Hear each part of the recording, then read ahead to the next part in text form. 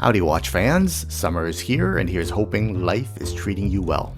For this episode, we take a look at the Oris limited edition Art Blakey, which is part of Oris's Atelier collection. I picked up this little beauty at the Oris boutique in Amsterdam way back in November.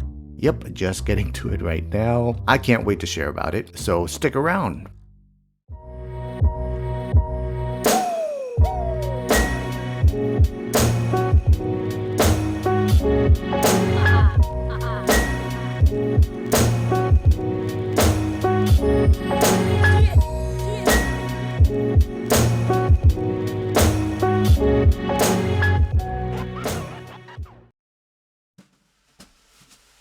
So let me ask you, Daddy-O, do you dig jazz? If you are a jazz fanatic, then you know Bohena, and the energy that his Tubbs brought to the stage. You know exactly why this hard bop legend deserves a watch tribute.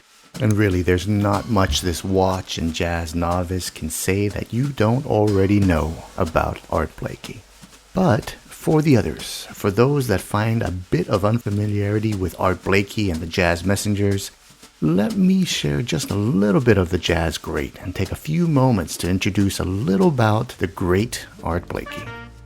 Born October 11th, 1919 in Pittsburgh, Pennsylvania, according to Ted Pankin in an article for Downbeat magazine, Blakey was an orphan. His father abandoned his mother during pregnancy, and his mother later passed away when he was just 6 months old. Blakey was raised by his mother's cousin. At age 13, he learned of his adoption and responded by leaving home. Now get this, one of jazz's most prolific drummers started out tickling the ivories. According to Art's biography, we know that he worked in the steel mills until landing a piano gig at the Democratic Club, a nightclub in Pittsburgh. Which brings us to one of the most interesting stories in a storied and legendary career. Apparently one night, the club owner politely asked young Blakey to scooch on over to the drums to make room for Errol Garner, another young up-and-coming Pittsburgh jazz pianist who would later go on to have a pretty legendary career as a pianist and composer. While stories differ, with Art walking back some of the crazier stories, apparently the owner of the Democratic Club made an emphatic demand, underlined with the tip of a revolver, an offer clearly young Mr. Blakey could not refuse. So off he went. He scooched on over for the young Errol Garner. So there you have it, ladies and gentlemen, the mythos, origin story to one of jazz greats. We got Art Blakey beating the Tubbs because of some good old American gunpoint negotiations. Now fast forward to the mid-40s, after traveling the jazz road and even coming under the tutelage of Chick Webb and serving as his valet, Art was recruited by Dizzy Gillespie to join Billy Eckstine's bebop orchestra, along with a few names you might recognize, like Sarah Vaughan, Charlie Parker, Fat Navarro, and even Dexter Gordon, to name a few. And while gigging with the greats of bebop jazz might have been the top of the mountain for some, the Art Blakey we know and love didn't really start to take form until we get through the iterations of the Jazz Messengers from 1954 to 1958. And I don't know about you, but for me, my first introduction to Art Blakey and the Messengers came with Moanin', with a quintet comprised of Lee Morgan on trumpet, Benny Golson on saxophone, Bobby Timmons on piano, and Jimmy Merritt on bass. To me, when you mention hard bop jazz, that Moanin' album released in 1959 under Blue Note is the first thing I think of. Just like you mentioned cool jazz and Miles Davis' Birth of the Cool starts to play in your head. And we can go on and on talking about the intricacies of the music and Art Blakey's part in the history, and clearly a few minutes on an obscure watch channel on YouTube will never do this great jazz legend justice. But if we had to distill the great Bohena, the great Art Blakey, into the quintessential, it's Art's immediately recognizable passionate swing and energy on the drums, and Art's steadfast leadership of the Jazz Messengers, which through its many iterations became a de facto school of young and promising musicians. How so? Well, here's an example. Wayne Shorter played for the Jazz Messengers. Woody Shaw played for the Jazz Messengers. Wynton Marsalis played for the Jazz Messengers. The list is as long as it is legendary, and the constant, the man that held it together all through the years until his final performance in July of 1990, well, that, ladies and gentlemen, was Art Blakey. So, if you started this video wondering who in the world was Art Blakey and why there's an Oris watch named after him, I'm hoping by now you have a few reasons why he's honored. And with that tiny bit of jazz history, ladies and gentlemen, we move on to the Oris Artelier Art Blakey Limited Edition. Limited to 1,000 pieces and released in 2019. Now, Oris is no stranger to jazz tribute watches, since its first model in 2001 with a limited edition to 750 pieces. They covered the who's who of jazz legends. You got Charlie Parker, John Coltrane, Dizzy Gillespie. Their most recent iteration are some of the most interesting, I think.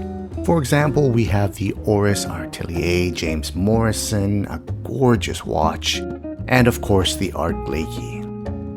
So as a watch fanatic, I just had to stop by the Oris shop in Amsterdam, intending to buy, one of the Oris Big Crown Pro Pilot in blue with a leather strap that just looked fantastic. And while chatting with Harry, the owner of the Amsterdam Oris boutique, I asked if he had one of the more interesting limited edition Jazz Artelier watches, and to my surprise, he said he had an Art Blakey in stock. I immediately asked if I could try it on, and the rest, as they say, ladies and gentlemen, was history, as Harry ran my credit card through and handed me instructions on how to get some of that hefty VAT back for my purchase. And again, no doubt there are a number of people watching this immediately scoffing at the fact that I paid full retail for an Oris watch when I could have easily gotten it in the gray market for much less. But for me, let's get this straight. It was a perfect way to cap a wonderful 5-day trip in Amsterdam and enjoy a bit of the Oris boutique experience with a great watch aficionado like Harry.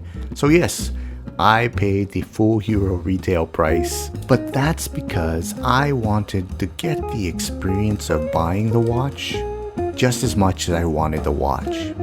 Okay, that was a bold-faced lie because clearly I want the watch more, but hey, the experience made it special. It's the time I spent with Harry at the Amsterdam boutique and the fact that I found a watch that I've been wanting to try on and buy. That's what made it special, right? So as for the basics of the watch, it's a stainless steel case, 38mm wide, 40.5mm with the crown. It's about 44mm lug to lug with a lug width of 20mm. It features a sapphire dome on both sides with anti-reflective coating in the inside. The caseback is also stainless steel, but with a special engraving, and wait until you see this special engraving. On the back of the watch, you have this fantastic engraved symbol, and I'll go into that a little bit more later. The heart of the watch is an Oris 733, which is based on the Sellita SW200-1, Sellita's 26 jewel movement with a 38-hour power reserve beating at 28.8 or 4 Hz. The watch comes with a great brown leather strap with a stainless steel folding clasp. Warranty on the Oris is 2 years, but you can add an extra year to bump it up to 3 years if you join the My Oris club. But I warn you, joining the My Oris club, it's a little bit tough because they have the secret handshake that takes 3 hours to learn, but it might be worth the 3-year warranty upgrade if you're up for that. So on to the review. The top 3 things I like about this watch. Number 1, that white opaline dial, appearing milky and a bit glassy, and features something similar to the Gretsch bass drum that Art usually played on. It's a minimalist dial, it doesn't have any numbers, but you can see the details that they put into it, even down to the bass drum claw clasp that you see on the dial. The outside of the dial has the hour markings and the minutes marking, with 0 marking the 12, 3, 6, and 9 locations. And because of the domed sapphire crystal, you get this really interesting effect, which gives the dial a lot of depth. It is simply just one of my favorites right now. Beautiful, graceful, and clean.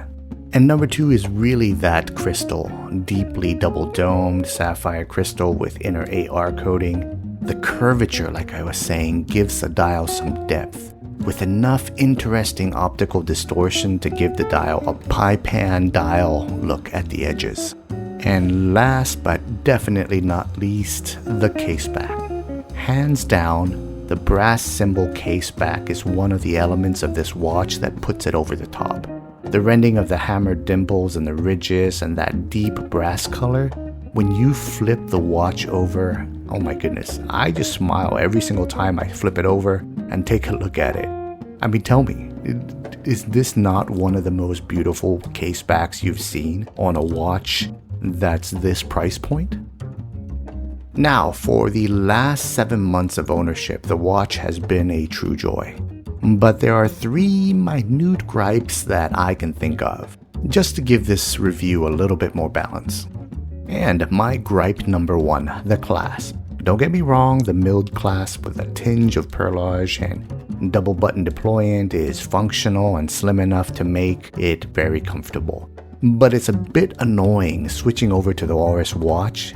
I find the strap a bit finicky because the clasp folds outward instead of inward like many other clasps that I use. Might be nitpicky.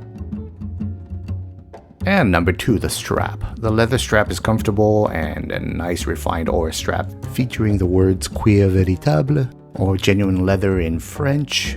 The strap is seamlessly coupled with the watch, and this is the part of the problem. You see, the strap width and the lug width is so tightly aligned and there isn't a quick release feature on the strap. So basically it means that any attempt to swap out the straps means you gotta give these little nudges to the lug, the spring bar, and the leather that's around it. It just makes for a potential mess around the polished lugs. And gripe number 3, the bass drum claw clasp. Now I mentioned this because the dial is fantastic. I know, I just said that the dial was fantastic. But hear me out here.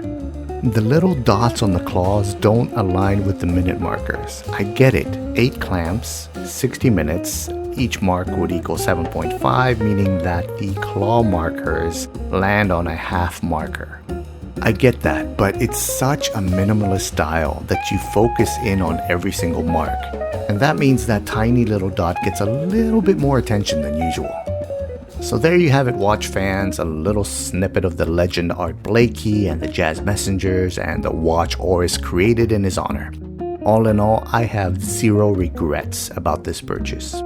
Even if I went full retail at the AD, and I know most folks here say, never go full retail, man. But I went full retail. That's because Harry at the Oris boutique in Amsterdam was a hoot to talk to during both visits, and it was a great cap to a wonderful trip to one of the best cities in Europe.